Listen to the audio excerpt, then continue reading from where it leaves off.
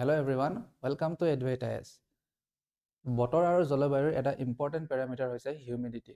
তাৰ উপৰিও বতৰ আৰু জলবায়ুত আৰু কেইটামান ইম্পৰ্টেণ্ট পেৰামিটাৰ্ছ আছে, যেনে precipitation, temperature, pressure, cloud, window, তাৰ মাজত এটা হৈছে হিউমিডিটি। আজি আমি হিউমিডিটিৰ বিষয়ে অলপমান ডিছকাছ কৰিম। অ'কে, যে হিউমিডিটি কি হয়? অসমীয়াত হিউমিডিটিক আৰ্দ্ৰতা বুলি কয়। অ'কে, নাও হোৱাট ইজ হিউমিডিটি? আমাৰ বায়ুমণ্ডলত যিমানখিনি পানীৰ কণিকা থাকে বা যিমানখিনি পানীৰ কণিকা আছে সেইখিনিকে আমি একেলগে হিউমিডিটি বুলি কওঁ। Okay, the amount of water vapour present in the atmosphere is known as humidity. কেতিয়াবা বেছি থাকিব ৱাটাৰ ভেপাৰ, তেতিয়াহ'লে আমি ক'ম যে হিউমিডিটি বেছি। কেতিয়াবা ৱাটাৰ ভেপাৰ বহুত কম আছে, জলীয় বাষ্প বহুত কম আছে, তেতিয়াহ'লে আমি তাক ক'ম ল' হিউমিডিটি। অ'কে, বিশেষকৈ আমাৰ ইয়াতে ঠাণ্ডা দিনত উইণ্টাৰ ছিজনত আমি ল' হিউমিডিটি ফেচ কৰোঁ বা ল' হিউমিডিটি আমি এক্সপিৰিয়েঞ্চ কৰোঁ। সেইটো কাৰণে যিহেতু এটমছফিয়াৰত বায়ুমণ্ডলত আমাৰ জলীয় বাষ্পৰ পৰিমাণ কম আছে, সেইটো কাৰণে আমাৰ কি হয়, ড্ৰাই হৈ থাকে গোটেই এনভাইৰনমেণ্টটো, হয়নে? গোটেই পৰিৱেশটো বা গোটেই বতৰটো, গোটেই জলবায়ুটো আমাৰ ড্ৰাই হৈ থাকে সেই সময়ত। অ'কে, সেইটো কাৰণে হাত ভৰি এনেকৈ ড্ৰাই হয়, উঠ ফাটে মানুহৰ। অ'কে, ত' হিউমিডিটি হৈছে যে আমাৰ বায়ুমণ্ডলত কিমানখিনি জলীয় বাষ্প আছে, সেইটোৱে হৈছে হিউমিডিটি। এতিয়া বেলেগ বেলেগ টাৰ্ম কিছুমান আমি জানিব লাগিব হিউমিডিটিৰ বিষয়ে। ফৰ এক্সাম্পল, এবছলুট হিউমিডিটি আছে, ৰিলেটিভ হিউমিডিটি হয়, ৰিলেটিভ হিউমিডিটি কি হয়, আৰু তাৰ লগতে স্পেচিফিক হিউমিডিটি কি হয়, চেচুৰেটেড এয়াৰ কাক কয়, আনচেচুৰেটেড এয়াৰ কাক কয়। ঠিক আছে, এইখিনি বহুত ইম্পৰ্টেণ্ট হয় এজ এ এক্সাম পাৰ্চপেক্টিভ।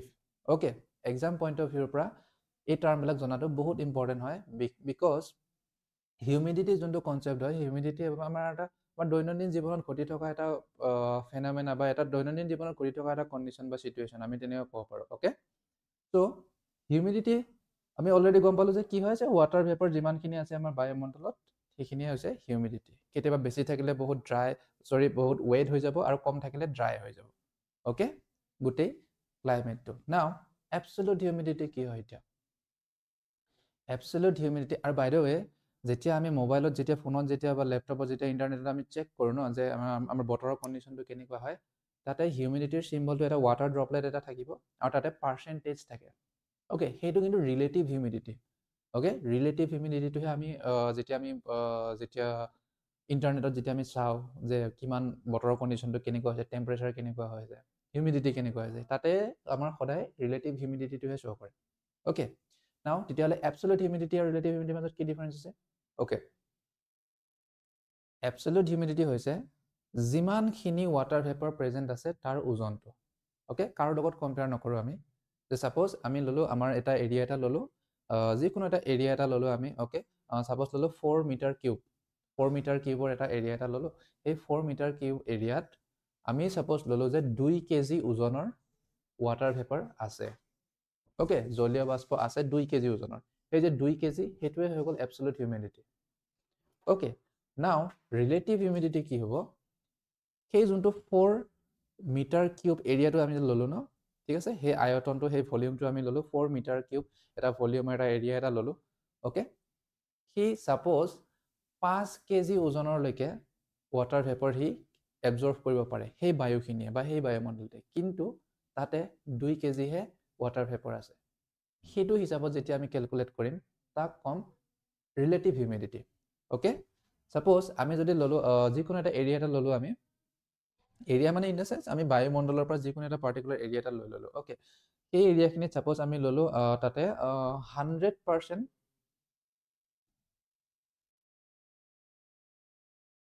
তাতে ছাপ'জ আমি ল'লোঁ 100% এটা ৱাটাৰ ভেপাৰ বায়ুখিনিয়ে কেৰি কৰিব পাৰে, আৰু সেই 100%টো ছাপ'জ মই ল'লোঁ 1000 গ্ৰাম ৱাটাৰ ভেপাৰ, মানে 100%, মানে যিকোনো এটা এৰিয়া ল'লোঁ ছাপ'জ, ঠিক আছে, সেই এৰিয়াখিনিত সি 100% যদি আমি যাক চাওঁ, 1000 গ্ৰাম মানে 1 কেজি ৱাটাৰ ভেপাৰ সি সেই এৰিয়াখিনি এবজৰ্ভ কৰিব পাৰে।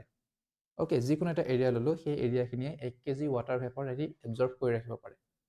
কিন্তু 1 কেজি ৱাটাৰ ভেপাৰ নাই, তাতে আছে ছাপ'জ আমি ল'লোঁ 500 গ্ৰাম আছে, আধা কেজি আছে। অ'কে, 500 গ্ৰাম আছে, আধা কেজিহে ৱাটাৰ ভেপাৰ আছে, কিন্তু সেই জেগাখিনিয়ে 1 কেজিলৈকে এবজৰ্ভ কৰিব পাৰে। অ'কে, তেতিয়াহ'লে তাৰ ৰিলেটিভ হিউমিডিটি হৈ যাব 50%। অ'কে, ৰিলেটিভ হিউমিডিটি হৈ যাব তেতিয়া তাৰ 50%।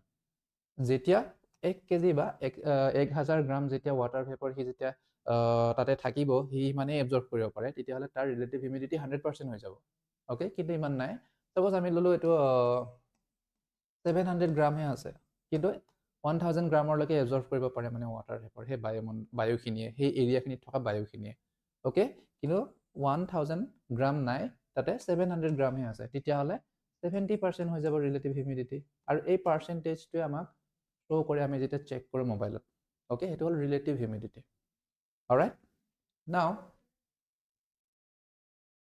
তেতিয়াহ'লে এবসলিউট হিউমিডিটি আৰু ৰিলেটিভ হিউমিডিটিৰ মাজত আমি গম পালো ডিফাৰেন্সটো কি হয় এবসলিউট হিউমিডিটিত জাস্ট এমাউন্টটো আমি চাও যে কিমানখিনি আছে ইয়াতে যে কলো আমি 700 গ্ৰাম ঠিক আছে এই 700 গ্ৰামটো এবসলিউট হিউমিডিটি হয় এবসলিউট হিউমিডিটি হয় আৰু 70% টো হৈ গল আমাৰ ৰিলেটিভ হিউমিডিটি ওকে 700 গ্ৰাম আছে 700 গ্ৰামে আছে কাৰ লগত কম্পেয়াৰ কৰা নাই টোটাল কিমান এবজৰ্ব কৰিব পাৰে এবিলাক আমি চোৱা নাই ঠিক আছে জাস্ট কিমান আছে 700 গ্ৰাম আছে তো 700 গ্ৰাম টোৱে তাৰ এবসলিউট হিউমিডিটি হ'ব সেই এৰিয়াখিনিৰ কিন্তু যেতিয়া আমি ৰিলেটিভ হিউমিডিটি যেতিয়া চাম তেতিয়াহ'লে কম যে আমি নাই তাত 70% ৱাটাৰ ভেপৰ আছে 100% হোৱা নাইগে যদি 100% হৈ যায় তেতিয়া ক্লাউড ফৰ্ম হৈ যাব ক্লাউড ফৰ্ম হ'লে বৰষুণ দিব ওকে চাম আমি তেতিয়া কি কয় দেন স্পেসিফিক হিউমিডিটি কি হয় স্পেসিফিক হিউমিডিটি আমি তেতিয়া ওজনখিনি চাম ওকে এতিয়া আমি এৰিয়া না চাও আমি ওজনখিনি চাম যোনখিনি এৰিয়া আমি ললো অলপ আগতে ঠিক আছে আমি এটা কৈছিলো না যে ৰিলেটিভ হিউমিডিটি কেনেকৈ চাম যিকোনো এৰিয়া এটাৰ আমি বায়ুমণ্ডলত সেই বায়ুখিনি আমি কভাৰ কৰি ললো যিকোনো এটা এৰিয়াত ওকে তাতে সাপোজ 1000 গ্ৰাম ৱাটাৰ ভেপৰ এবজৰ্ব কৰিব পাৰে কিন্তু 1000 গ্ৰাম ৱাটাৰ ভেপৰ নাই 700 গ্ৰামহে আছে তো ৰিলেটিভ হিউমিডিটি হৈ গল 70% ওকে কিন্তু সেই যোনখিনি বায়ুখিনি ললো সেই বায়ুখিনিওটো এটা ওজন এটা থাকিব ওকে সাপোজ আমি ললো 5 কেজি ওজনৰ বায়ু আছিল ঠিক আছে সেই এৰিয়াখিনিত 5 কেজি ওজনৰ বায়ুত কিমান কেজি ৱাটাৰ ভেপৰ এবজৰ্ব হৈ আছে তাতে ওকে তেতিয়া আমি যেতিয়া জুখিম হেতু আমি তেতিয়া স্পেসিফিক হিউমিডিটি বুলি কম ওকে হেতু আমি স্পেসিফিক হিউমিডিটি বুলি কম ইয়াতে গ্ৰাম পাৰ কেজি হ'ব যায় ইয়াৰ ইউনিট আৰু ৰিলেটিভ হিউমিডিটিৰ ইউনিটটো কি হ'ব ৰিলেটিভ হিউমিডিটিৰ ইউনিটটো হ'ব তোমাৰ গ্ৰাম পাৰ মিটাৰ কিউব এটো ৰিলেটিভ হিউমিডিটি কাৰণ আমি তাতে এৰিয়া চাইছো সেই পাৰ্টিকুলাৰ এৰিয়াখিনিত কিমানখিনি ৱাটাৰ ভেপৰ আছে আৰু কিমানখিনি এবজৰ্ব কৰিব পাৰে তাৰ টোটাল ক্ষমতা ওকে জাস্ট এটা ৰেশিও হয় ৰিলেটিভ হিউমিডিটি কিন্তু স্পেসিফিক হিউমিডিটিও এটা ৰেশিও হয় কিন্তু স্পেসিফিক হিউমিডিটিত আমি বায়ুখিনিৰ ওজনটো জোখো ওকে যে ইমান কেজি বায়ুত ইমান কেজি আমাৰ ৱাটাৰ ভেপৰ আছে আৰু ৰিলেটিভ হিউমিডিটিত ইমানখিনি এৰিয়াত ইমানখিনি এবজৰ্ব কৰিব পাৰে টোটাল 100% কিন্তু টোটাল 100% এবজৰ্ব কৰা নাই বৰ্তমান 70% 50% যিখিনি নাথাকক ঠিক আছে হেতুৱে আমাৰ ৰিলেটিভ হিউমিডিটি ওকে নাও যদি 100% যদি হিউমিডিটি থাকিলে হয় তাক তেতিয়া ক'ব saturated air okay 100% relative humidity যেতিয়া থাকিব তাক ক'ব আমি স্যাচুৰেটেড এয়াৰ ওকে স্যাচুৰেট হৈ যাব গোটেই এয়াৰখিনি অলৰাইট মানে বায়ুখিনি আমি এটা এৰিয়াখিনি ললো তাতে সি 1000 গ্ৰাম ৱাটাৰ ভেপৰ এবজৰ্ব কৰিব পাৰে আৰু 1000 গ্ৰাম ৱাটাৰ ভেপৰেই আছে তাৰমানে কম যে ৰিলেটিভ হিউমিডিটি 100% হৈ গ'ল ওকে যদি 100% হৈ গৈছে আৰু সি কিমান এবজৰ্ব কৰিব আৰু এবজৰ্ব কৰিব নোৱাৰা হৈ যাব তেতিয়া লাহেকে বৰষুণ হিচাপে প্ৰেচিপিটেশ্যন হিচাপে তলত আমি এক্সপেৰিয়েন্স কৰিম ওকে মেঘ ফৰ্ম হ'ব তেতিয়া দেন আনস্যাচুৰেটেড এয়াৰ বাকি 100%তকে যেতিয়া তলত থাকিব ৰিলেটিভ হিউমিডিটি তেতিয়া তাক আমি কম আনস্যাচুৰেটেড এয়াৰ ওকে তো আই হোপ তোমালোকে বুজি পাইছা unsaturated air, saturated air, relative humidity, absolute humidity, and specific humidity কি হয় and overall humidity concept কি হয় okay ঠিক আছে thank you আমি লগ পাম next classত till then take care and do subscribe to Advait IS আৰু যিকোনো query থাকিলে যিকোনো question থাকিলে you can comment down and you can also reach out to us all right take care see you